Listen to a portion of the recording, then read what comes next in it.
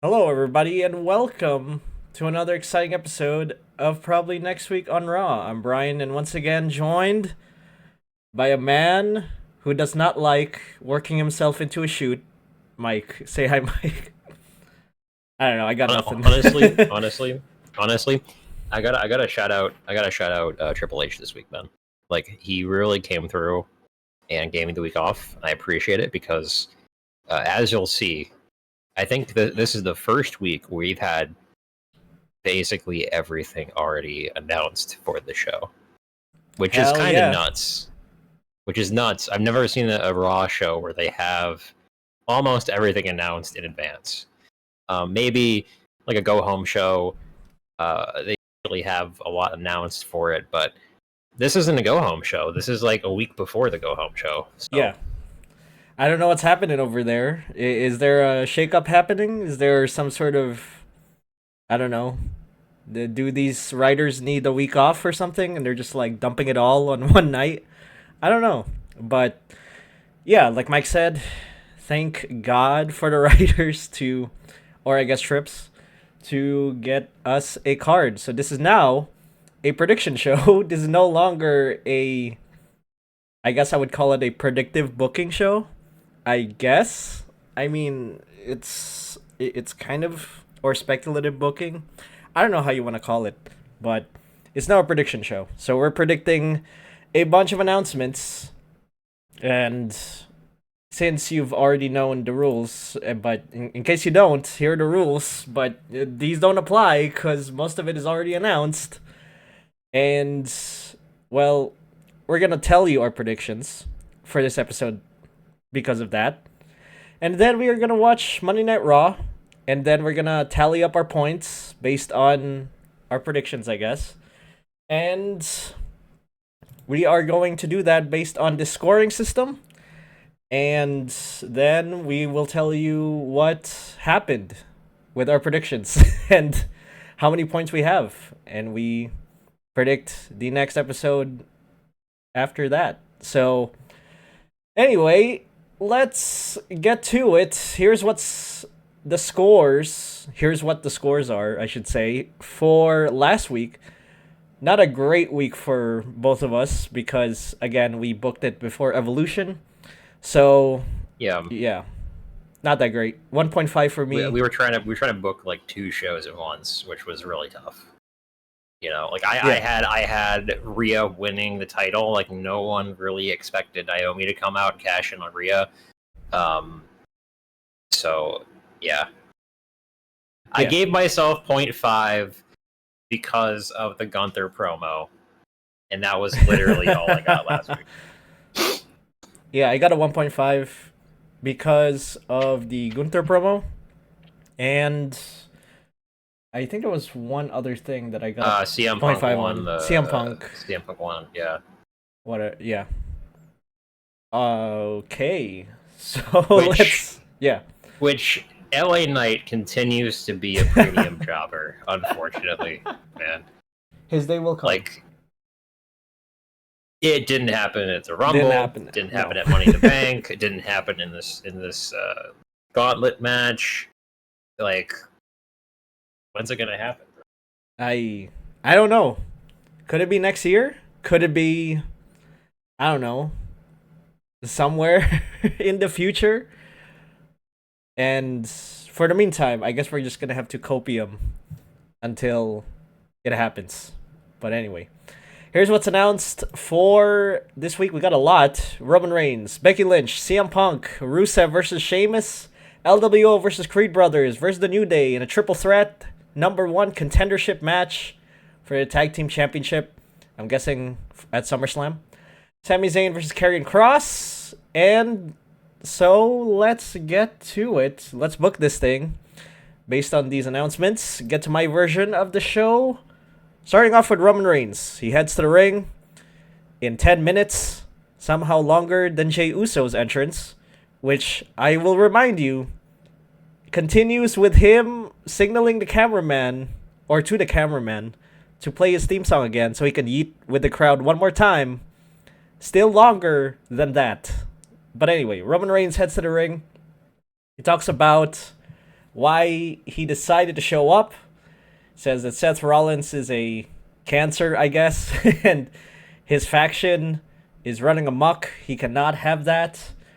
And because of that, he wants to fight Seth Rollins and his goons. Maybe at SummerSlam, maybe at some point. But he wants this to stop because he is the OTC. He is the ruler of the universe of the WWE, not Seth.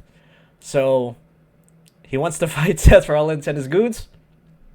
He is then interrupted by one Paul Heyman, his former, I guess you could say, I don't know, chief advisor. I forgot what title it was. But he's interrupted by Paul Heyman, who talks about Roman leaving the bloodline and leaving Roman, or I should say Paul leaving the bloodline, and saying that it was the best decision of his career, and joining up with Seth to form the future of the company was the best decision he has ever made in his career.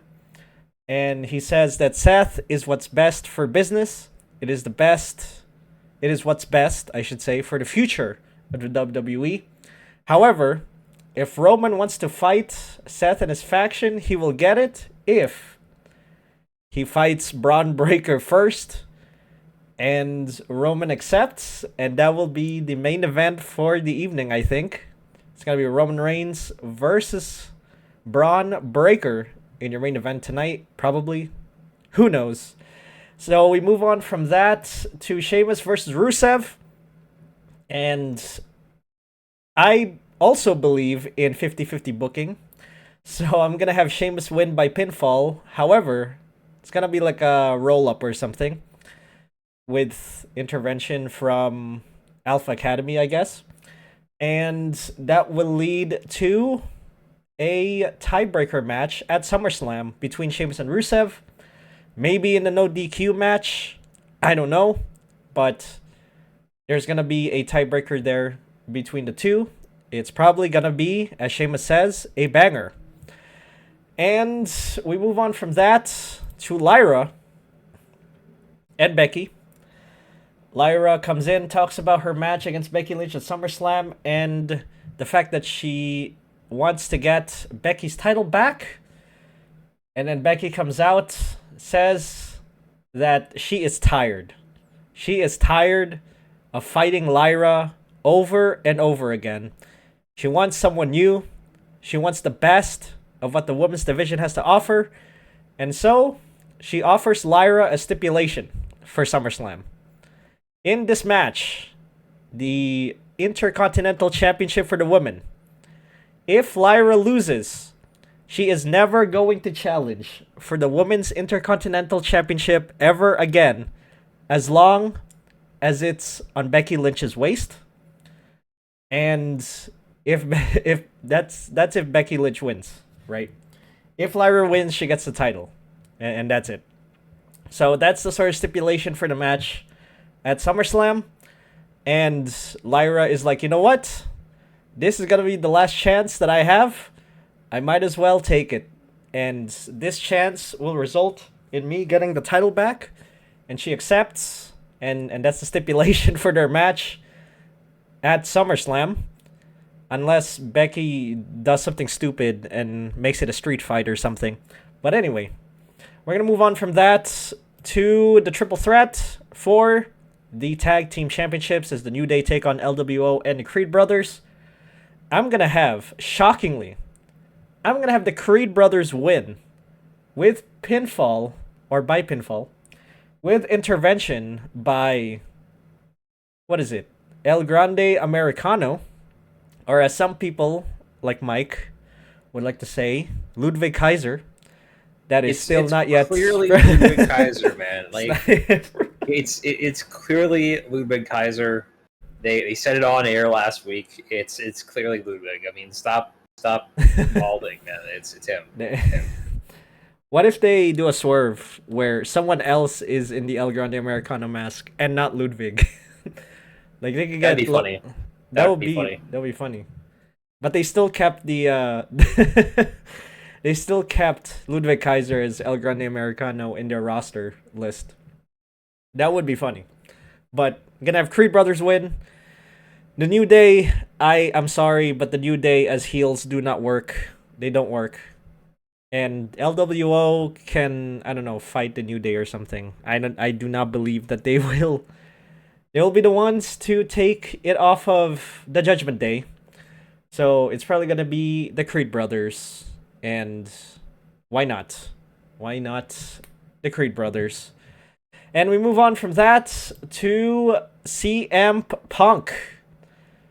I don't know how much he is a punk after the Saudi Arabia thing, but we will continue. I thought this was gonna be the last joke about Saudi Arabia we're ever gonna make. I guess not.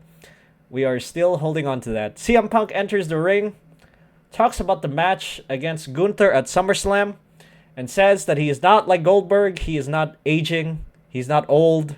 He is not weak. He's still got something left in his tank. He has fire in his loins.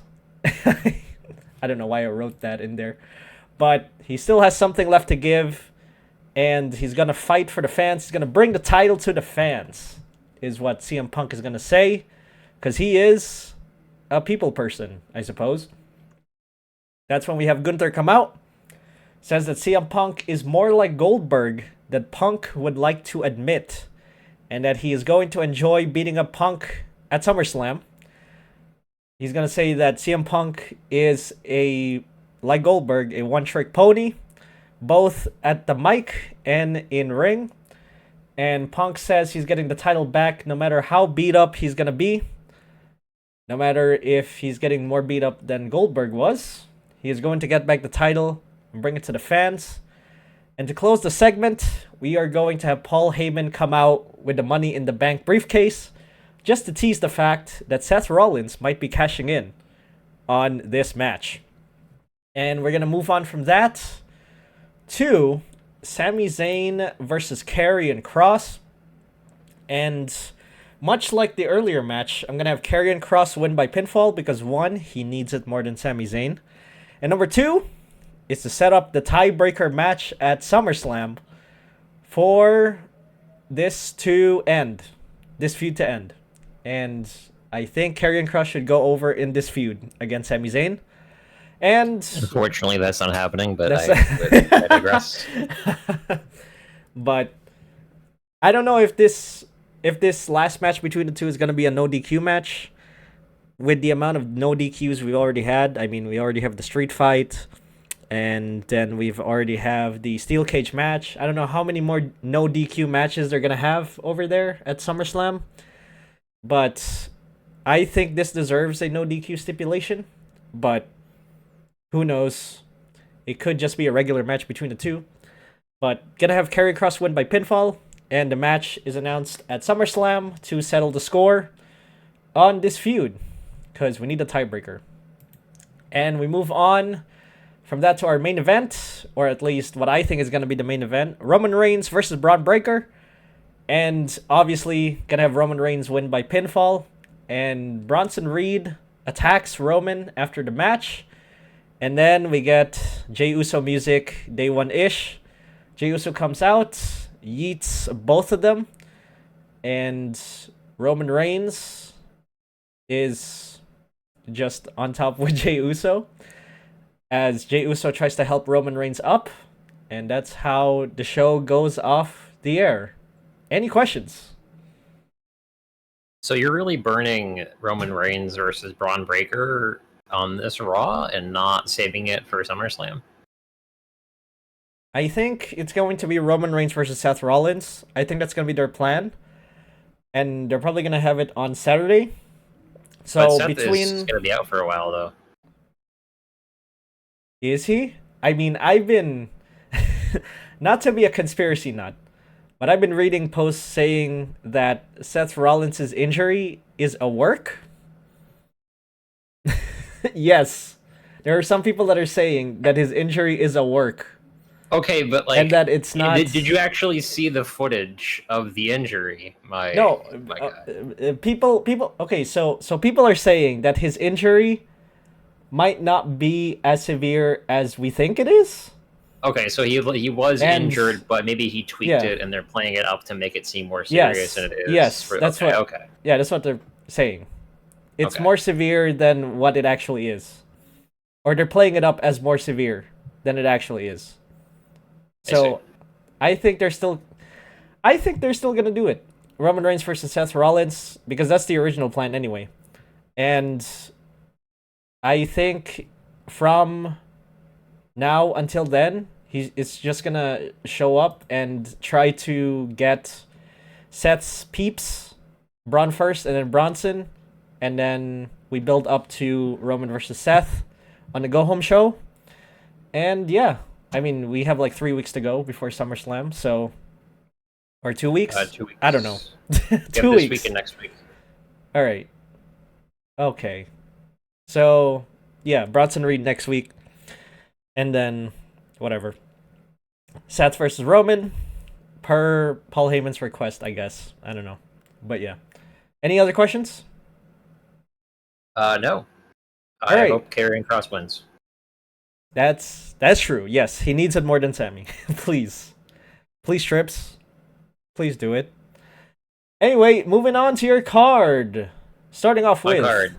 I start off with the Becky Lynch promo. I think she comes out saying much the same thing that you said. That she's like, I don't want to keep dealing with this bitch.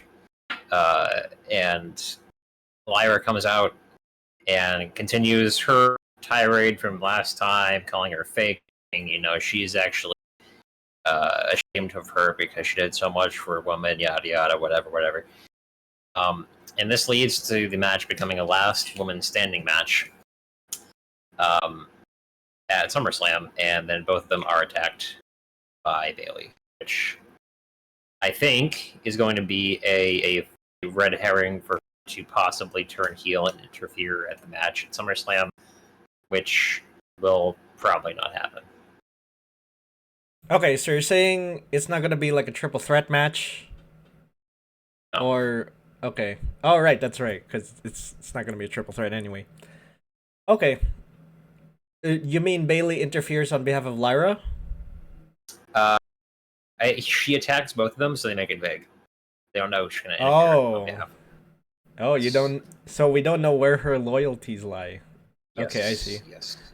Yep. Interesting.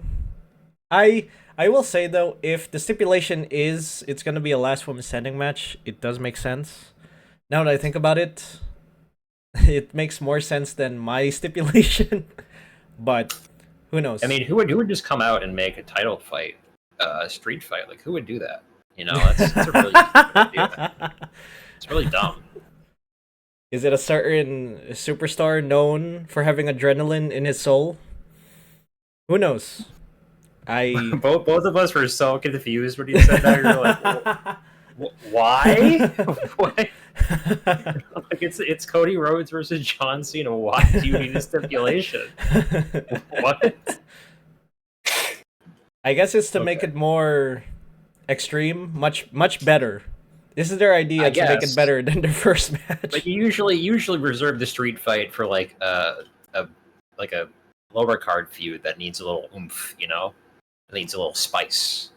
You know, it's like some red pepper. You gotta throw that in there. You don't throw the red pepper in the chili. It's already spicy, man. I Don't need think more spice. wasn't Cody versus AJ a a no DQ It match? was a no DQ. Yeah, it wasn't a street fight. It was no DQ. It was in Yes. Bash in Berlin, yeah. Yes. Whatever. We'll talk about it on SmackDown. But yeah. All right. Last woman standing match. Fine, I suppose. Whatever. Next. Next, we have the tag team number one contenders match. I actually have a swerve for this one. I think that the LWO actually pulled this one out thanks to a returning Rey Mysterio. Oh.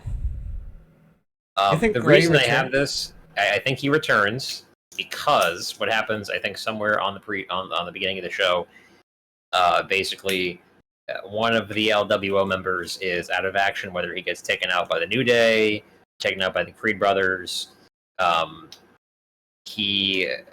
They don't have anyone to contend, so one of them makes a call, and then Rey Mysterio shows up and fights on behalf of his faction, and they win. I think this is for them to put Rey Mysterio in SummerSlam. All right. Yeah, I do think. Yeah. Yeah, I interesting. I think a Rey Mysterio return will happen. If it is at SummerSlam, I wouldn't be surprised. But actually, now that I think about it, maybe LWO does make sense. I don't know. I As much as the Creed brothers like kind of deserve it, I think that they're still young enough they can be put on the back burner for a little bit. And I think that Ray returning makes more sense here, and makes sense as to why they put the LWO in this position and not the War Raiders. They could also go the route of the New Day winning again, and then that's probably right because of how fucking stupid this company is. You are right there. Just yeah. I was gonna say New Day wins, and then we're gonna have a 6-man tag at SummerSlam between the LWO, featuring a returning Rey Mysterio versus El Grande Americano and the Creed brothers. Maybe that's what they're gonna do, as well. They could go that route if they want. That was part of my that was actually part of my booking, to where like basically the LWO lose at SummerSlam thanks to El Grande Americano interference, and that leads to a 6-man tag at like Paris or something between the LWO and American Made plus El Grande Americano. That could also make sense, yeah. Yeah. All right.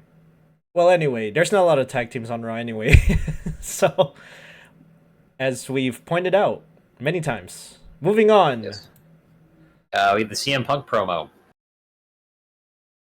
Saudi Arabia Punk comes out and goes after Gunther.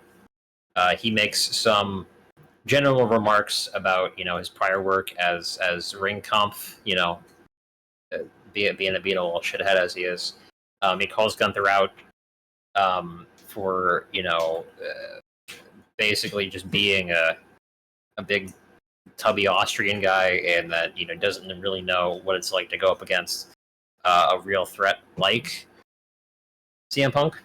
Gunther comes out.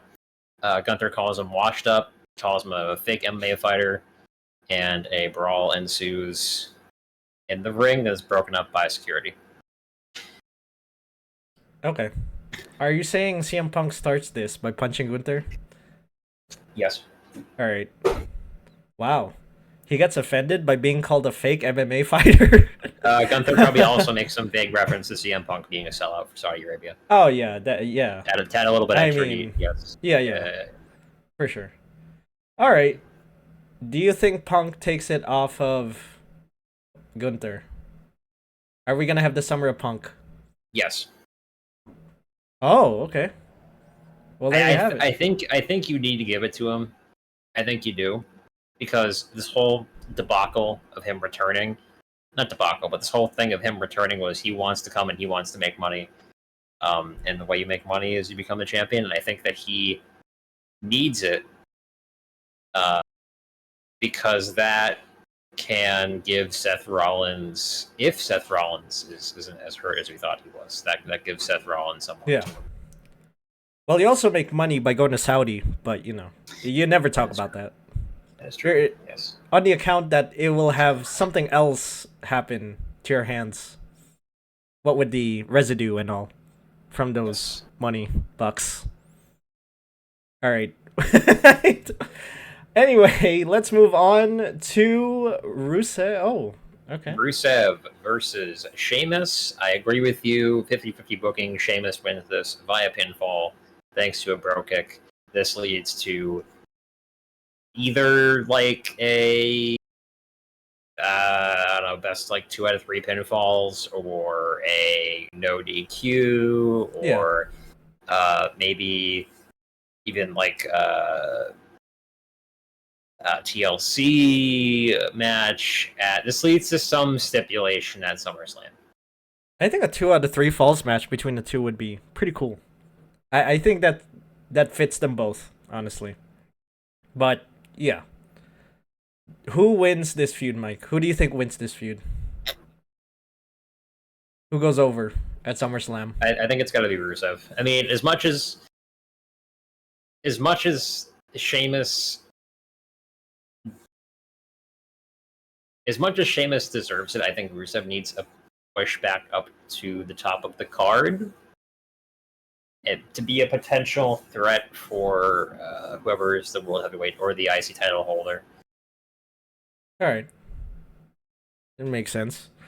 Yeah, I also agree that the Sheamus should go on top here, and or sorry, Rusev, and Sheamus can go back to his YouTube workout videos because those are fun. Moving on to We have Karrion Kross versus Sami Zayn. I think I'm thinking that Karrion wins this because of 50-50 booking, and then Sami Zayn probably wins it at SummerSlam because fuck Karrion Kross. We don't do anything with him. We continue to push Sami Zayn. Fine. Okay, that's what's going to happen. I think Karrion Kross wins this one. I think Sami Zayn wins the feud at SummerSlam, and that leads to him becoming a contender for the World Heavyweight title. Now, there are some reports that say that they don't want to push Karrion Kross because there are reports that say that management believes that Karrion doesn't want to take any bumps. Do you agree with that? Karrion doesn't want to take bumps. Yeah. Like management thinks or believes that Karrion Kross doesn't want to do any bumps in a ring when he's doing a match, and that's why they don't want to push him. Do you agree with that line of thinking from management, or do you think there's another reason why they don't want to push Karrion Kross? Not that we're saying, Let me get this straight. He's a wrestler who doesn't want to take bumps in the ring. Yeah. That's what management is saying. That's like being a firefighter, but you don't want to go fight fire. What do you do? It's your whole job. Yeah. I don't think that just sounds like way too outlandish for me. It's like I want to wrestle, but I don't want to wrestle. It's like, okay, well, go be a manager then, maybe. But I guess. I mean, he's taking bumps in the ring. I mean, like I think he's fine with doing it. Yeah, I think not. I just think he's one of those guys that, like an LA Knight, right? Like an LA Knight, like an Ivy Nile, right? That are just kind of stuck in the mid card because they like the upper card feuds are so prolonged and entangled that there's no slot for them to move up, even though they have that potential. And I think that's just what he is. And because of the fact that they don't really have any place to put him, he just kind of sits and people forget about him, and then eventually they get let go. I mean, that's what happened with the Braun Strowman. They just get left to the wayside. Yeah. Almost happened to R-Truth until people brought him back, which may or may not have been a work. But hey, for sure. Well, tune in next week to see Karrion Kross fight Sheamus in no reason whatsoever. And that will be his next feud, I guess. I don't know. But anyway, moving on to the last thing, which is... The last segment is a Roman Reigns promo. He comes out despite Jey Uso coming in from the crowd and also additionally running his theme song back so we can yeet for another 10 minutes. Roman Reigns somehow takes an additional 35 minutes to get down to the ring, despite coming down the main entrance, which has no crowd interference whatsoever or stairs. The man only moves at either 35 miles per hour or 2 miles per hour. There is no in between. Yeah. So Roman talks about losing his wise man to Seth Rollins. He said he never trusted Seth from the beginning, even when they were in the Shield together. And he wants to teach Seth Rollins a lesson for stealing his wise man. Then Paul Heyman comes out to the ring with Braun Breaker. Paul says, well, Roman, I'm sorry, but this is just business. It's not personal. Nothing personal, kiddo. Paul says that, Seth Rollins is the future. Seth Rollins is the visionary. Seth Rollins is the Money in the Bank holder, but Seth Rollins is not available right now. So you can't have Seth Rollins, but you can have Braun Breaker. And they stare each other down. Bronson Reed comes from behind, attacks Roman Reigns. Roman is then speared by Braun Breaker, and that is how the show ends. I think this sets up a Roman Reigns versus Braun Breaker big meaty men slapping man meat match. Yeah, for big hoss. SummerSlam. I hope you like big hoss fights. Big meaty men slapping man meat. Yep. So you want to delay?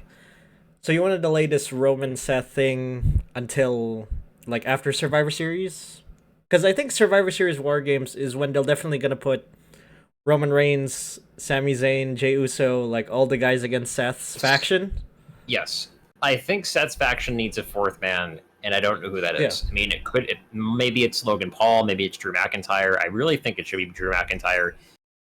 Drew McIntyre or maybe LA Knight, but I don't think they'd turn LA Knight heel. That'd be a mistake. So I think they got to give someone else to Seth. And if this really is a work and Seth is not injured, I think it does. I think he does show up at SummerSlam to try and cash in on CM Punk. Yeah. Oh, for sure. Yes. So, but either way, you would say that Seth Rollins would not have a match at SummerSlam regardless of injury? Yes. I don't think he has a match at SummerSlam regardless of injury. I think if he's healthy, I think he cashes in. If not, I think it's a continued wait for him to be healthy to cash in. Okay. Well, we'll see what happens with the injury. If we've all been worked or not. Who knows? But we shall see what happens on the next episode, which is what we're going to watch.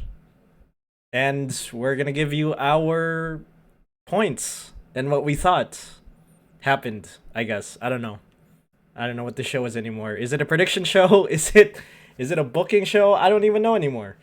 But there you go. That is the episode of Probably Next Week on Raw. And until next time, thank you so much for ordering a pepperoni pizza called Probably Next Week on Raw from Grapperinos. And remember, if you're down for some fresh, oven-baked, crispy wrestling content, then stop on by Grapperinos and order yourself some content you can grapple with. See you next time, Grapperinos.